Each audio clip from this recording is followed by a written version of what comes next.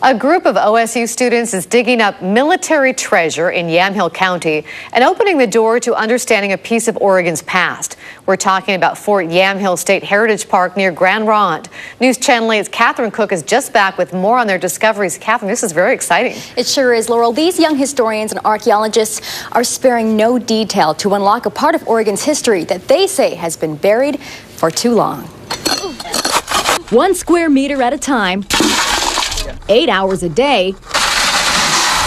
This hook has been sticking out of my pit for 3 days, so I can't wait to finally take it out. All for discoveries like this. And there's my 3-day hook. It's a piece of the historic puzzle once known as Fort Yamhill, a U.S. Army post that stood during the mid-1800s, a piece of Oregon and Civil War history hidden until now. And this is probably one of the more intense looks at the life and times of these Western soldiers than we've ever had opportunity to. For the past 4 years, OSU anthropology professor Dr. Dave Bronner and his students have been unearthing the fort's foundations. This was the commander's house. But we think it might be some sort of serving platter. Historians believe soldiers here guarded the boundaries between Native American tribes and white settlers.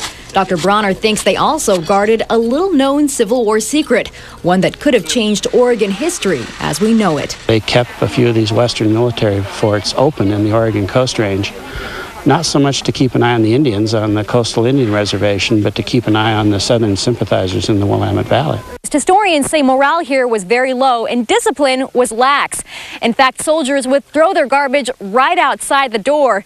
150 years later, archaeologists are glad they did. Neat people do not help us in terms of understanding our heritage. Messy people do. So this must be a beautiful mess, and these historians are hooked. As for this hook, it's about to get cleaned and cataloged. It'll go back to OSU and hopefully one day return here for some sort of visitor center or something. Never to be forgotten again.